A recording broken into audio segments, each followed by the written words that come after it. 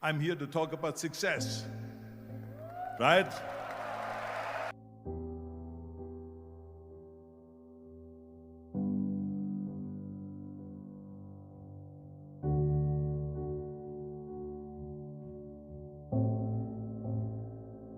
The first rule of success is to have a vision.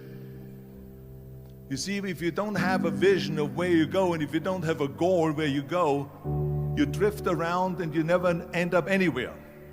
It's like you can have the best ship in the world, you can have the best airplane in the world. If the pilot or the captain doesn't know where to go, it would just drift around. It would not end up anywhere, or most likely in the wrong place.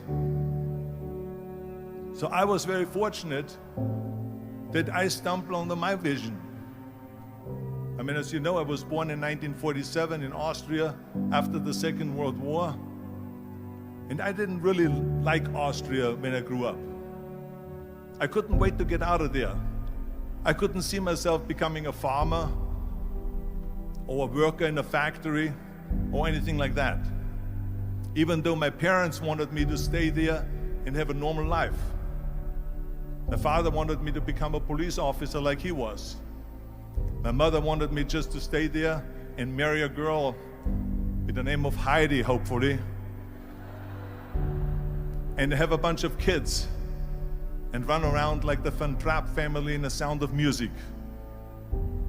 But that was their vision, not mine. My vision was totally different. I felt that I was born for something special, for something unique, for something big.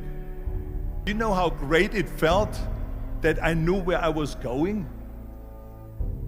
Imagine the majority of people don't know where they're going. When you have a goal, when you have a vision, everything becomes easy. Because remember that in America, for instance, when you study, you will see the percentage of people that like their jobs.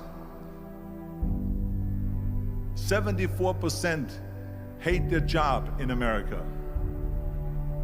Now, there is not much different when you come to Europe. The majority of people don't like what they're doing because they're really not doing it because they didn't have a goal and they followed this goal. They just aimlessly drift around, and then all of a sudden there's a job opening, so they get that job because you have to work. But then when you work, it's a chore. It's work. It's not fun. So if you think about, only a quarter of the people really enjoy what they're doing in life. That is unbelievable if you think about it. So I felt so blessed that I knew what I was doing. It's like a medical student that studies and knows he wants to become a doctor. You know where to go. So I knew where to go. So people always ask me, when they saw me in the gym in the pumping iron days, they say, why is it that you're working out so hard? 5 hours a day, 6 hours a day, and you have always a smile on your face. The others are working out just as hard as you do, and they look sour in the face. Why is that? And I told people all the time, I said, because to me, I'm shooting for a goal. In front of me is the Mr. Universe title. So every rep that I do gets me closer to accomplishing that goal, to make this goal, this vision, turn into reality. Every single set that I do, every repetition, every weight that I lift will get me a step closer to turn this goal into reality. So I couldn't wait to do another 500-pound squat. I couldn't wait to do another 500-pound bench press. I couldn't wait to do another 2,000 reps of sit-ups. I couldn't wait for the next exercise, for the next half hour of posing and all the kind of things that you have to do to be a champion. And with the age of 20, I went to London and I won the Mr. Universe contest as the youngest Mr. Universe ever. And it was because I had a goal. So let me tell you something, visualizing your goal and going after it makes it fun. You got to have a purpose no matter what you do in life. You got to have a purpose. So that's rule number one, have a vision. Rule number two is, don't listen to the naysayers. Don't listen to the naysayers.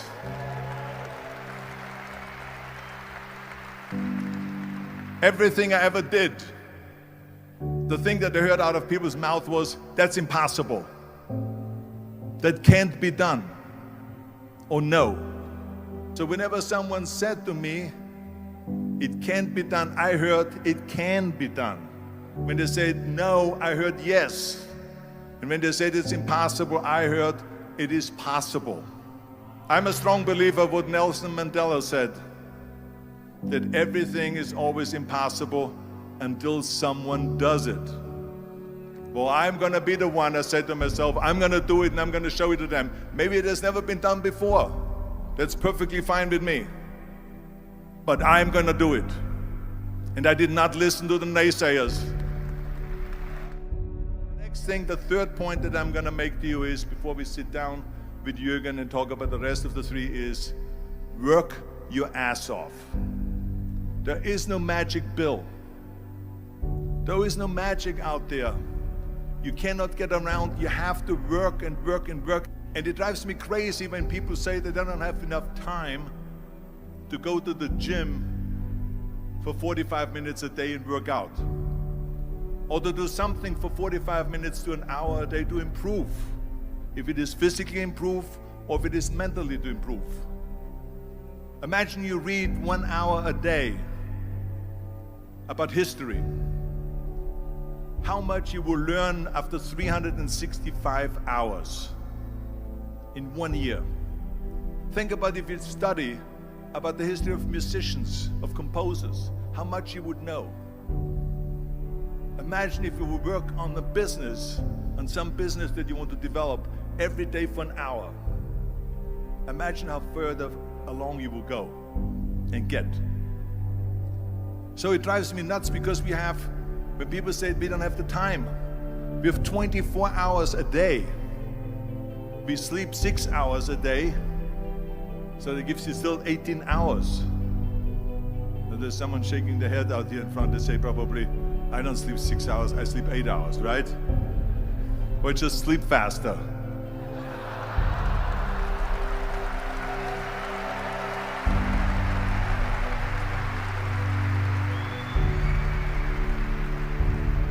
So we have 18 hours a day.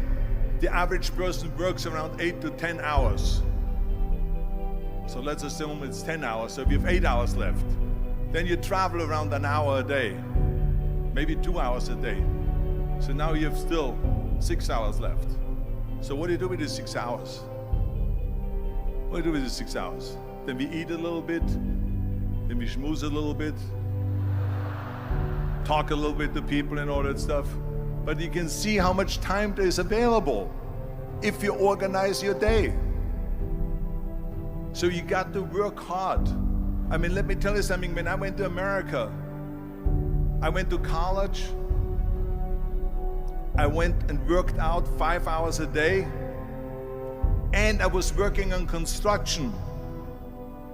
Because in those days in bodybuilding, there was no money. I didn't have the money for food supplements or anything. So I had to go to work. So I worked on construction. I went to college. I worked out in the gym, and at night from 8 o'clock at night to 12 midnight, I went to acting class 4 times a week. So I did all of that. There was not one single minute that I wasted. I became very friendly with Muhammad Ali in the 70s.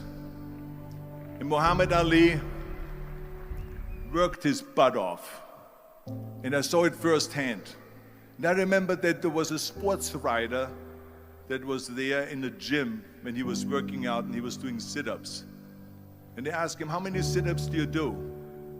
And he said, I don't start counting until it hurts. Now think about that.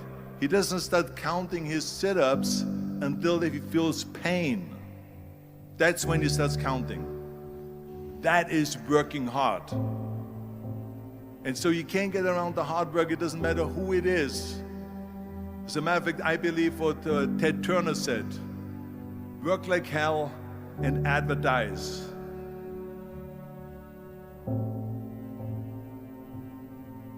You get it? Work like hell, go to bed, and early to rise, work like hell and advertise. So you work your ass off, and then you let the world know about your work. That's what it is all about.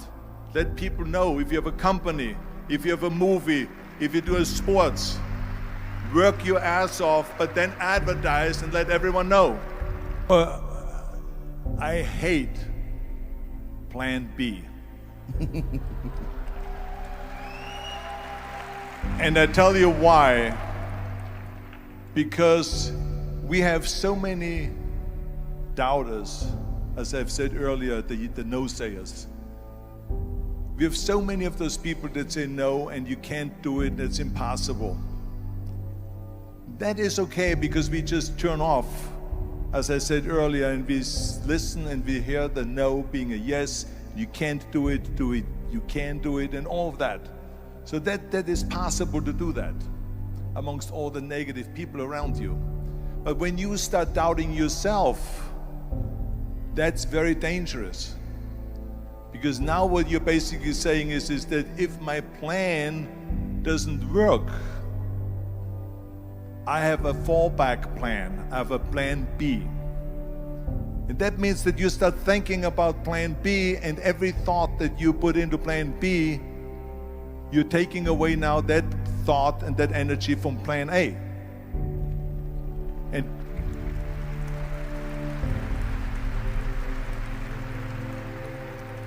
And it's very important to understand that we function better if there is no safety net, because plan B becomes a safety net. It says that if I fail, then I fall and I get picked up and I have something else there that will protect me. And that's not good, because people perform better when there's no safety net. People perform better in sports and everything else if you don't have a plan B. To me, it is very dangerous to have a plan B, because you're cutting yourself off from the chance of really succeeding. And the reason, one of the main reasons why people want to have a plan B is because they are worried about failing.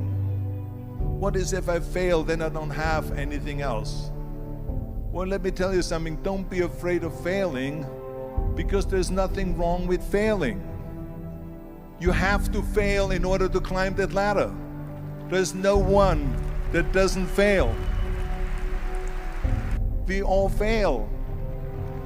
It's okay.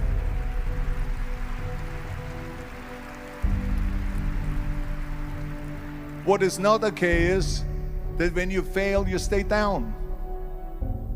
Whoever stays down is a loser. And winners will fail and get up, fail and get up, fail and get up. You always get up.